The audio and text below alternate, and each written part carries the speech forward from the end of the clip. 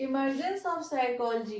तो इसमें सब टॉपिक है भागवत गीता, बुद्धिज्म, सूफिज्म और इंटीग्रल योगा।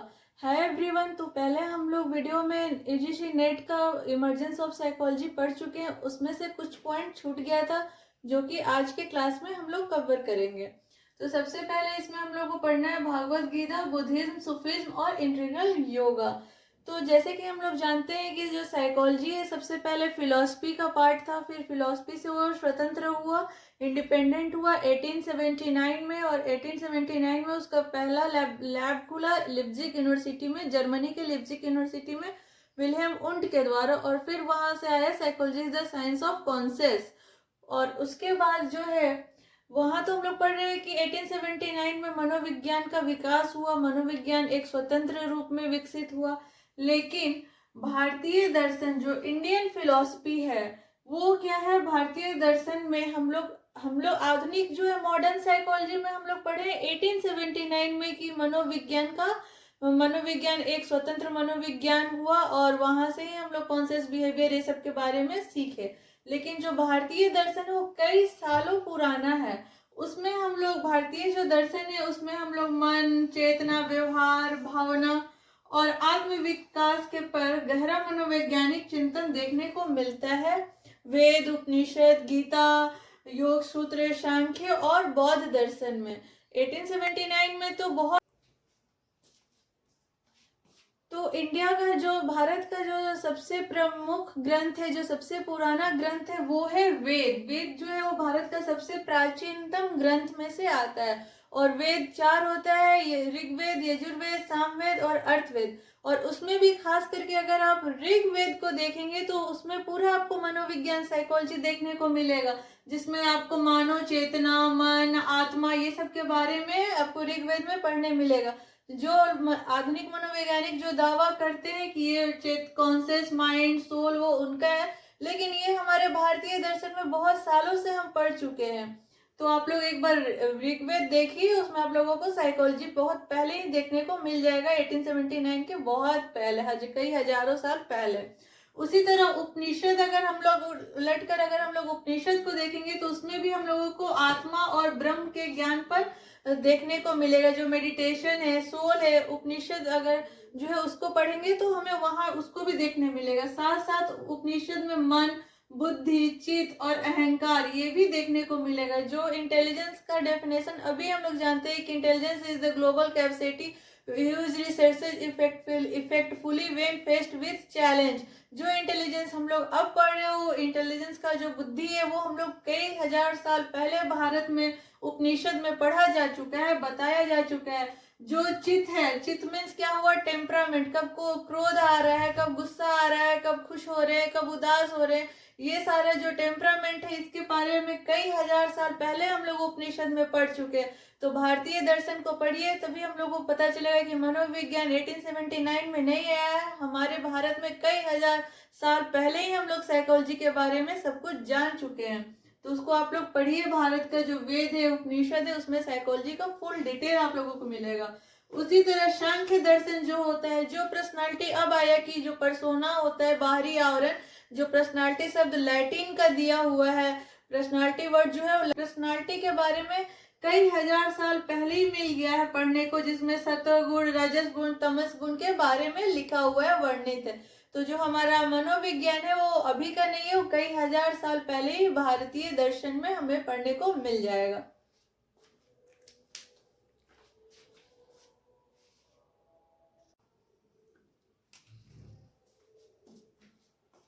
जैसा कि आप लोगों को पता है, जो गीता है, गीता का जो जन्म है युद्ध के मैदान में हुआ। गीता का जो जन्म था वो महाभारत के समय कुरुक्षेत्र में ही हुआ था, युद्ध के मैदान में।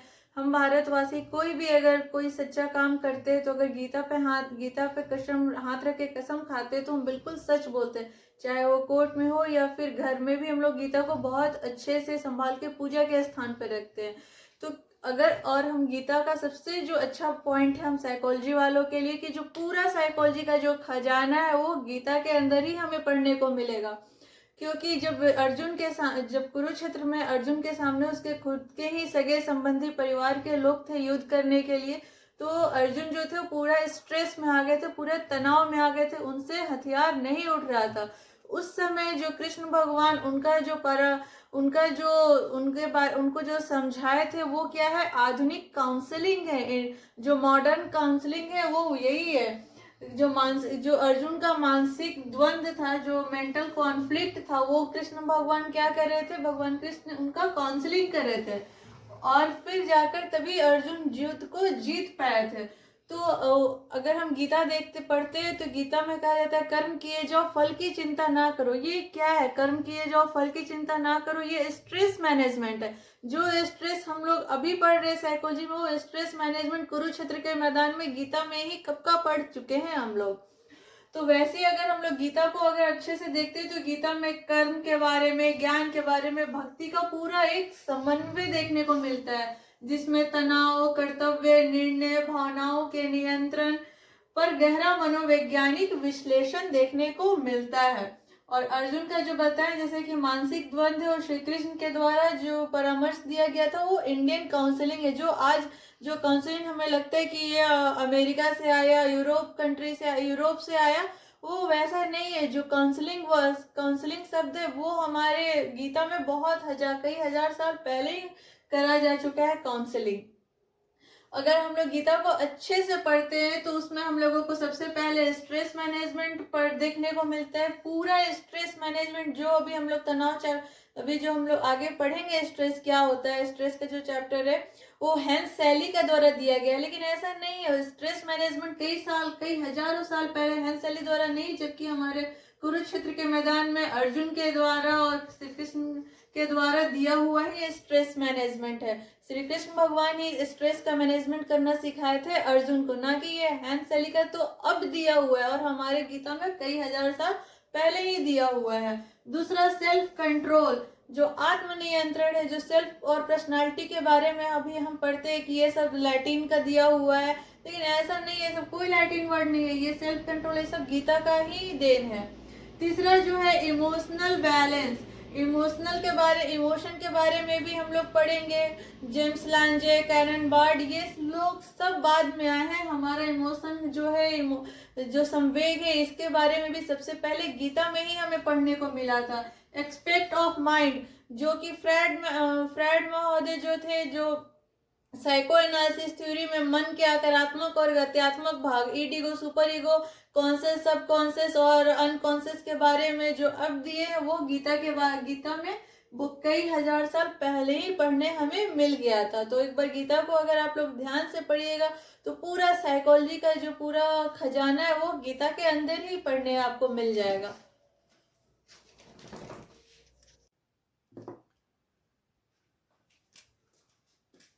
अगर हम योग सूत्र को देखते हैं तो पतंजलि जो है योग का पूरा सूत्र वहां देखने को मिलता है। जो भी हम लोग योगा कर रहे हैं, जुम्बा कर रहे हैं, वो सब योग सूत्र पतंजलि में ही देखने को मिलेगा। तो यहाँ मन की विकृतियों का नियंत्रण, मन का जो विकृति है, जो मन के द्वेष है, वो विकृति है, उस सबका जो रेगुलेशन है, कैसे उसको कंट्रोल किया जाएगा, ये पतंजलि में पढ़ने को हमें मिल जाएगा। दूसरा ध्यान, एकाग्रता, मानसिक विकार।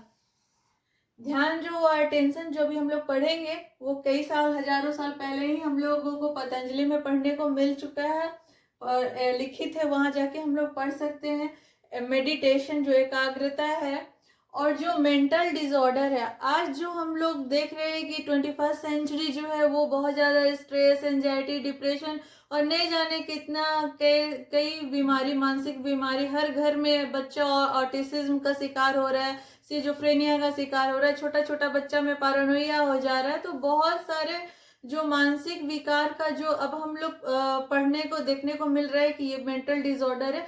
तो ये सारे मेंटल डिसऑर्डर और उसका जो भी निवारण है, मतलब एक तरह से जो मॉडर्न क्लिनिकल काउंसलिंग है, उसका जो रोग हुआ और प्रॉब्लम जो उसका सॉल्यूशन हुआ, कि अगर साइकोलॉजिकल डिसऑर्डर हुआ, कौन कौन सा साइकोलॉजिकल डिसऑर्डर है, अगर साइकोलॉजिकल डिसऑर्डर हुआ तो उनका जो कैसे हम उसको सॉल्व करेंगे, ये सबका टोटल का वर्णन जो है पतंजलि अगर हम लोग पढ़ेंगे, योग सूत्र पढ़ेंगे तो वहां देखने को मिल जाएगा। तो अभी जो लगता है कि जो बहुत सारा जो साइकोलॉजिकल डिसऑर्डर है इसका निवारण हमें विदेशों से पढ़ने मिलेगा, तो ऐसा कुछ नहीं है। ये सब का सारा वर्णन योग सूत्र के पतंजलि में कई हजार साल पहले ही वर्णित है।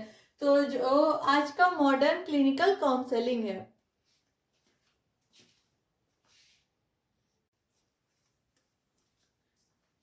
इसी तरह अगर हम बौद्ध दर्शन देखते हैं तो इसमें दुख, तृष्णा और मानसिक क्लेशों का विश्लेषण देखने को मिलता है। तो जितना भी माइंडफुलनेस है, सेल्फ अवेयरनेस है, सेल्फ ऑब्जर्वेशन है, जो इंट्रोस्पेक्शन मेथड कौन दिया था, जैसे आप लोग मेरा वीडियो देखे होंगे तो उसमें आप लोगों को मिला होगा पढ़ने, तो इंट्रोस्पेक्शन मेथड विल्हेम वुंट दिए थे। उसके अंतर्गत हम लोग अपना आंतरिक अवलोकन करते हैं। लेकिन 1879 में सेल्फ ऑब्जर्वेशन नहीं आया है। अगर हम बौद्ध धर्म पढ़ेंगे तो सेल्फ ऑब्जर्वेशन कई हजार साल पहले बौद्ध धर्म में आ चुका है, बौद्ध दर्शन में आ चुका है। उसी तरह ध्यान जो है, अटेंशन जो है, ये भी बौद्ध धर्म में बहुत पहले पढ़ने मिल चुका है। और बौद्ध दर्शन पूर्ण रूप से जो है वो मेंटल प्रोसेस पर ही आधारित है। और आज का ये मॉडर्न डेफिनेशन है ना कि psychology is the science conscious behaviour mental process. तो ये मेंटल प्रोसेस जो है ये कई हजार साल पहले बौद्ध दर्शन में पढ़ने को हमें मिल चुका है। ये कोई मॉडर्न डेफिनेशन नहीं है, ये भारत में कई हजार साल पहले मानसिक प्रक्रियाओं पर पढ़ाई हो चुका है, बताया जा चुका है उनके बारे में।